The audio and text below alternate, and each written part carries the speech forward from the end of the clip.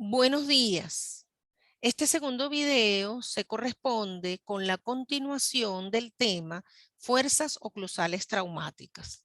Está dirigido a los estudiantes de segundo año de la Facultad de Odontología de la Universidad Central de Venezuela, quienes cursan la asignatura Periodoncia 1. Comenzaremos con la descripción de la respuesta de los tejidos ante las fuerzas oclusales traumáticas. Ante las fuerzas oclusales traumáticas, un diente va a girar alrededor de un fulcro o eje de rotación. Esto crea áreas de presión y de tensión en los lados opuestos a ese eje. Los cambios histológicos que se producen representan una respuesta del periodonto. En el lado de presión, es decir, en el lado hacia donde se dirige el diente, estos cambios incluyen un incremento en la vascularización y la permeabilidad, la hialinización y necrosis del ligamento periodontal, la hemorragia y trombosis, en algunos casos resorción radicular y siempre resorción ósea. En el lado de tensión, estos cambios incluyen una elongación o ensanchamiento de las fibras del ligamento periodontal, la aposición de cemento y la aposición de hueso alveolar. Como resultado del trauma por oclusión sostenido, la densidad del hueso alveolar disminuye, lo que conduce a una mayor movilidad y con frecuencia a un ensanchamiento radiográfico del espacio del ligamento periodontal. En este esquema se representan las etapas de evolución de las lesiones. Fue realizado de una forma experimental en un modelo animal. Este esquema nos permite evaluar las variaciones en las cantidades relativas de zonas de formación y resorción ósea. Cuando se produce una lesión tisular por fuerzas oclusales traumáticas, el cuerpo intenta reparar la lesión y restaurar el periodonto. Sin embargo, si la fuerza es crónica, el periodonto se remodela para amortiguar su impacto. El ligamento periodontal se ensancha a expensas del hueso, lo que da como resultado defectos óseos angulares. En la etapa 1, la lesión del periodonto produce una disminución temporal en la actividad mitótica, en la tasa de proliferación y diferenciación de fibroblastos, en la formación de colágeno y en la formación de hueso. Estos vuelven a niveles normales cuando las fuerzas se disipan. En la etapa 2 existe una reparación en el periodonto. El mismo trauma por oclusión estimula una mayor actividad reparadora. Se eliminan los tejidos dañados y se forman nuevas células y fibras del tejido conectivo, del cemento y del hueso, en un intento por restaurar el periodonto lesionado. En este sentido, las fuerzas seguirán siendo traumáticas mientras el daño producido exceda la capacidad reparadora de los tejidos. En la etapa 3 o etapa de remodelación adaptativa del periodonto, si el proceso de reparación no puede seguir el ritmo de la destrucción causada por la oclusión, el periodonto se va a remodelar en un esfuerzo por crear una relación estructural en la que las fuerzas ya no sean tan dañinas para los tejidos. Esto da como resultado un ligamento periodontal ensanchado en forma de embudo a nivel de la cresta alveolar y defectos angulares en el hueso. Las tres etapas en la evolución de las lesiones traumáticas se diferencian por las cantidades relativas de superficies óseas que experimentan resorción o formación.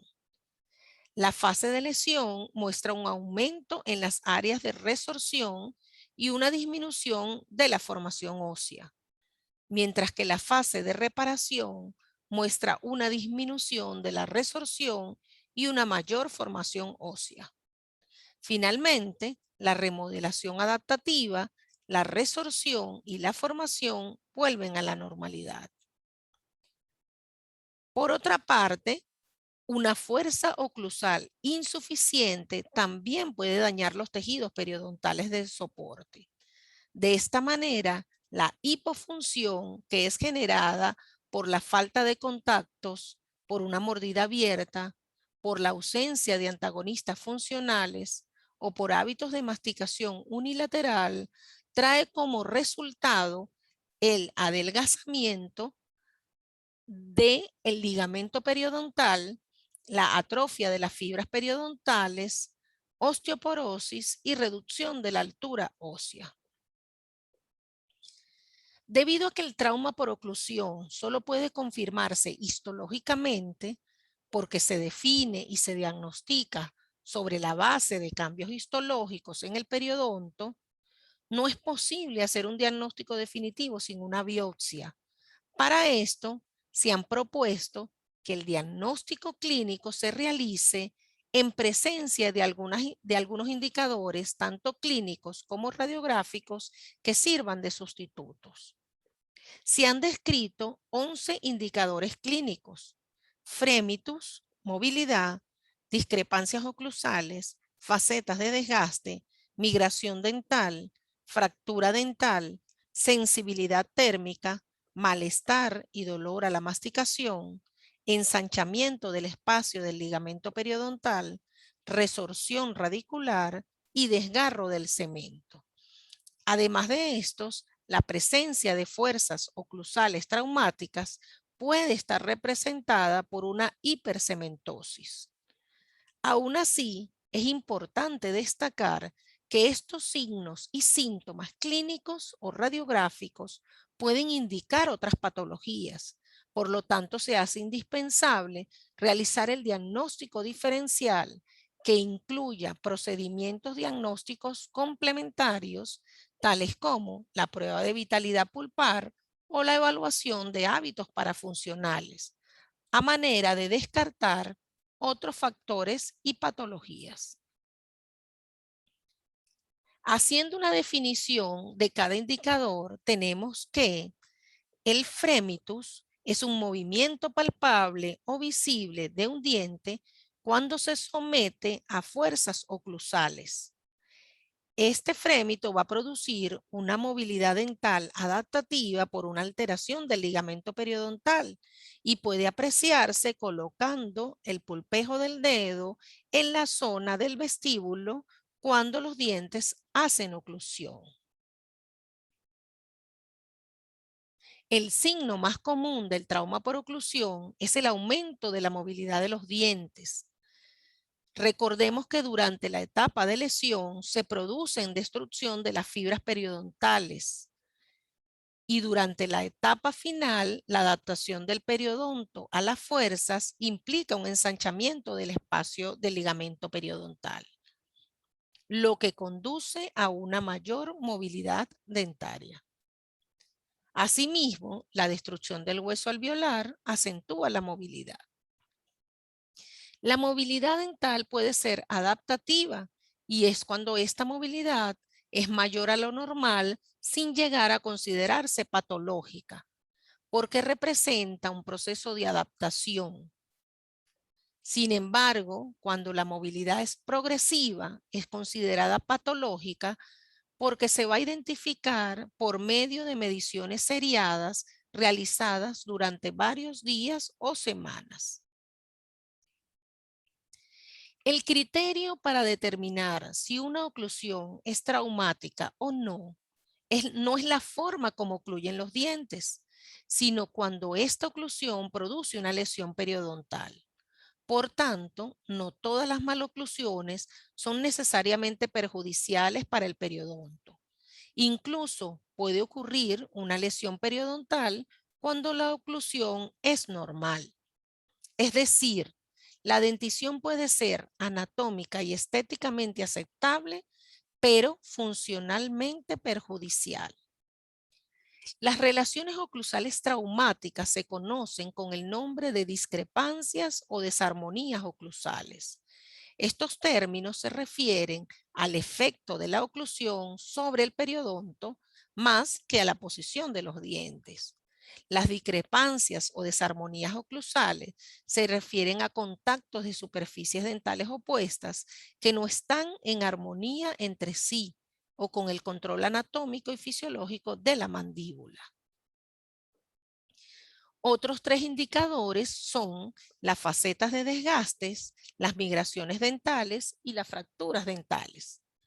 Las facetas de desgastes no son fáciles de evaluar porque el efecto de la masticación puede crear algunos desgastes en el tiempo. Por su parte, la migración patológica se refiere al desplazamiento de los dientes cuando se altera el equilibrio entre los factores que mantienen la posición fisiológica de los mismos. La migración patológica es relativamente común y puede ocurrir asociada con inflamación gingival o ante la presencia de sacos periodontales. La migración ocurre con mayor frecuencia en la región anterior, pero los dientes posteriores también pueden verse afectados.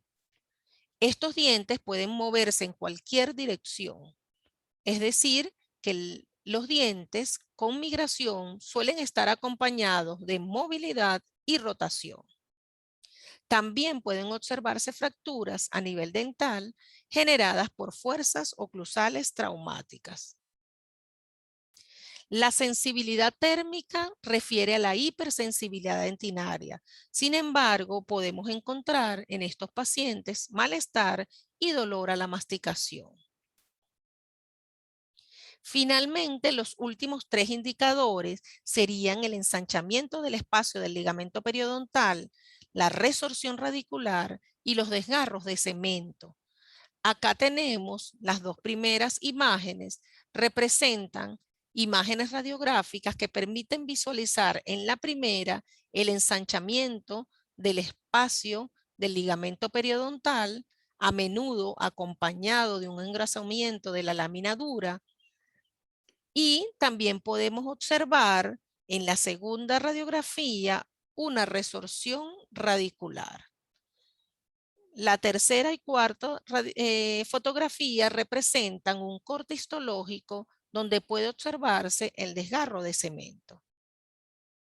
Usted podrá ampliar este tema haciendo la revisión de los libros de Lang y Linde, el libro de Carranza, el artículo de Jepsen y colaboradores y el artículo de Fan y Keito referido a fuerzas oclusales traumáticas. Así como también podrá hacer uso de un artículo publicado en la Revista Odontológica de los Andes titulado Fuerzas oclusales traumáticas y su efecto en el periodonto.